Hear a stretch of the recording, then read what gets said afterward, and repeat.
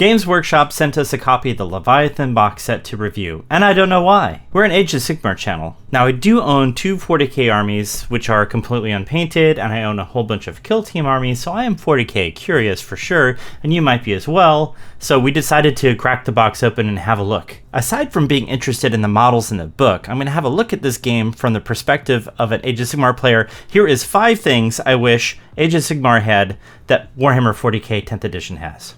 Number 1. Datasheets. The layout of the datasheet is very good. The leadership value has no math required, no subtracting of things, just roll over a dice value. It's much more streamlined and simplified. My monitors are rocking out of the way. The thing I wish that Age of Sigmar had, that 10th edition has, that 40k has in general, the toughness stat. Now, hear me out. The toughness stat is the difficulty in which it is to wound a creature or a vehicle or whatever in Warhammer 40k. So now you have a Minotaur, right? Big burly Minotaur. It might have a 5-up armor save or whatever. They had this for a long time. And it has 4 wounds. It's standing on an objective. 10 guys with swords can go over there and just chop that Minotaur to pieces because, well, it's got a really bad armor save and only 4 wounds. But if it had a toughness value, like a high toughness value, then that thing would be difficult to injure, which it should be in the, in the story or the lore of the game. Sure, 10 humans could take a control point away from a Minotaur, but there's still a Minotaur there. Like, they have other problems. AOS has 3 paragraphs on its war scrolls for things like what the drummer does. Come on. Look at this beautiful datasheet. In Age of Sigmar, there's monsters get injured and they lose, certain attributes. Something changes to them depending on how many wounds they've suffered. This happens also in Warhammer 40k, but it's usually just 2 states. It's fine or it's damaged. Number 2. Universal special rules.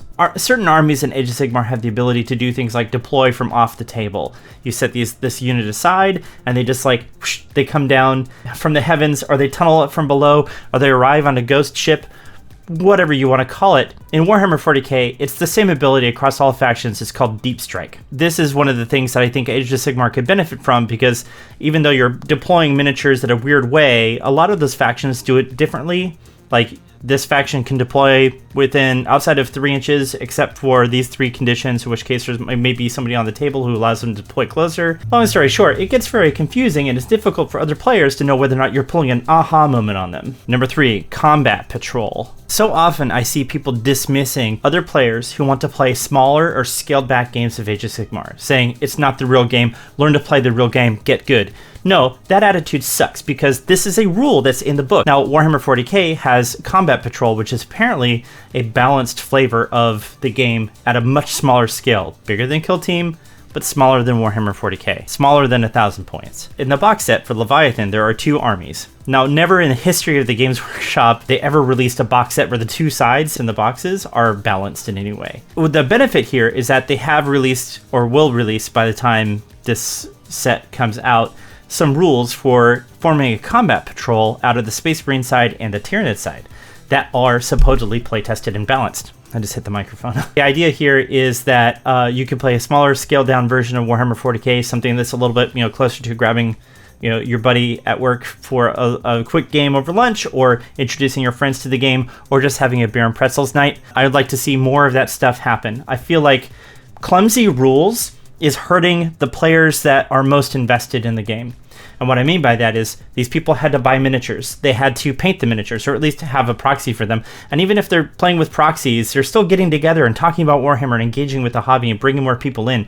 Nothing draws a crowd like a crowd, so take care of that crowd. I love that they're simplifying the smaller game scale. Hey, it's Future Shoe. The point I made for number 4 was barely coherent, so I'm actually going to rephrase what I said. In essence, I want Age of Sigmar to have a new edition. I know that we're kind of spoiled for attention right now, but I do want to state that I love how the whole system gets rebooted in terms of complexity when a new edition launches. So here's the challenge that Games Workshop faces with developing Warhammer. Warhammer is a game of exceptions. They have these core rules, and then they put out a unit, and it's like, here's this new unit, here's the miniatures that go with this unit. This unit does all the things that the other units do, except it does these things as well. So this unit doesn't just walk, it flies. Or this unit is really lightly armored, but they trade off some of that armor for better damage. When they add so many exceptions to the game, through the course of updates that they do, they end up with something that is not what they started out with. And they have to keep maintaining their game to keep it from getting super imbalanced and tumultuous.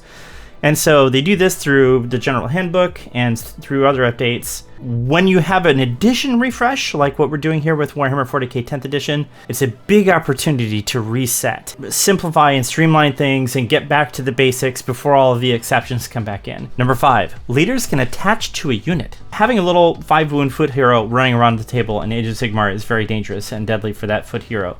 That foot hero is going to get shot or spell casted. In 40k 10th edition, you can attach that leader to a unit. This disambiguates a whole bunch of things, like who benefits from the buff of this unit, for example. It's going to buff the unit it's attached to, instead of having to be measuring wholly within, wholly without. You'll literally have a 5-wound lieutenant that's running around with 10 Space Marines, and that's just like, I think it's something that was around in the 3rd edition, and it's definitely in the Dawn of War video game, Dawn of War 1 for those of you who played it. And Dawn of War 2, I think, has it as well. But yeah, either way, it's a cool thing for Warhammer of old, and it's back. And I think the idea of having like a warrior that's got this heroic story to them, and their retinue or their personal guard or their homies from Basic. I don't know if Gene Stealers have homies from Basic. They just like run around with them, and they can go smash skulls together and fight evil, and it's great. I would like to see that for Age of Sigmar. I want to take my Slaughter Priest and connect into a group of Blood Reavers and say, this is my unit of dudes that's going to go sort people out the hard way. There's more stuff to mention here. The box set itself is beautiful. The miniatures are incredible. I built one. I built the Space Marine apothecary type guy. He's not really an apothecary. Like he's used to be like a medic, but now this is like a new role, like a biologist or something, which is cool. It thematically fits the concept of these Space Marines being uniquely suited to go fight some space aliens, which are, deeply misunderstood in the world of human science. He's wearing not Centurion armor, but the Gravis armor. I want to say it's called Gravis armor. It's like a tier heavier from the regular Space Marine powered armor. We took the Tyranid half and handed it over to our friend James, and we took the Space Marine half and handed it over to our commission painter friend Noah. If they finish in time for me to put this video in, I will include footage of what they completed. And I'm hoping that we have enough stuff put together to have a combat patrol game. They work in hobby at their own rate though, so we'll see if that stuff gets done in time. More about the box. The box is a pretty hefty quality item. It's definitely a good purchase if you're getting into Space Marines, or if you want to have the access to the new models. There are some new units released in this box. There's Space Marines with flamethrowers. There's this new scientist guy that they put in there. There's a captain in Phobos armor, or not a captain, but a lieutenant in Phobos armor, which I guess hasn't been done yet. And on the Tyranid side, there are some new takes on the foot troops. They're no longer all on 25mm bases. There's some on 25, some on 28, and some on 32s. The thing that I love the most is that they rebooted the Screamer Killer, that goofy model from the 80s or 90s, and I love that guy so much. So that's our take on the new 40k 10th edition. I'm not an expert on it by any stretch. Just got the book and I'm plumbing through right now. This video is sponsored by me. You might have seen that we're slowing down in terms of releasing battle report content here lately. And that's true for a number of reasons. One, Jack is moving house, he's getting a new place, and he's got to do walkthroughs and other things. His whole gaming studio has been torn down, and that's where we have been filming primarily. I've got lots of little kids in this house, so it makes it very difficult for me to get some quiet time to play Warhammer with my buddies. The other part of it is that I'm not exactly in a great love relationship with Warhammer Age of Sigmar right now. It's a good game. It's my favorite game of all time, and it's still my preferred system. But it's just not really what does Aeons of Battle say? Flim in my flams, Jim in my jams. All of the collection and painting and hobby videos I published here on the Rerolling Ones channel have not done great. So we're going to stick them all in a new place. The channel I have over there is called Weird Hammer, and that's where I'm going to show things like painting, hobbying, talking about productivity stuff, like staying on track, doing big projects, and a bunch of other stuff. I'm into a lot of weird things, and I'm going to just kind of dump it all on that channel. So if you're interested in following me on that journey, head on over to Weird Hammer and check it out. Thanks for watching if you made it this far.